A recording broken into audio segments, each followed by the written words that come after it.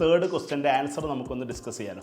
Third question ചോദിച്ചിരുന്നത് higher education ബാക്ക്ഗ്രൗണ്ടുമായി ബന്ധപ്പെട്ട് higher education ഏരിയയിൽ ഇന്ത്യയിലുണ്ടായിരുന്ന different കമ്മീഷൻസിന് നമ്മൾ ക്രൊണോളജിക്കലി ഓർഡർ ചെയ്യാനായിരുന്നു. നിങ്ങൾ പലരും റൈറ്റ് ആൻസർ കമൻറ്റ് ചെയ്തതുപോലെ the right option is option D.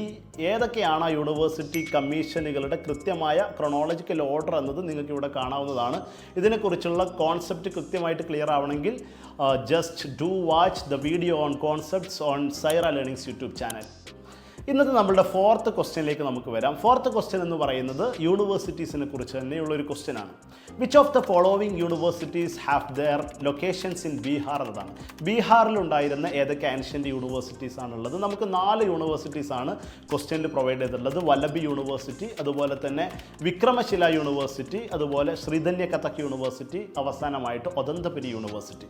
ഇതിൽ 4 ഓപ്ഷനുകൾ നിങ്ങൾക്ക് നൽകിയിട്ടുണ്ട്. ഏതൊക്കെ യൂണിവേഴ്സിറ്റീസ് ആണ് ബീഹാറിൽ ലൊക്കേറ്റ് ചെയ്തിരുന്നത്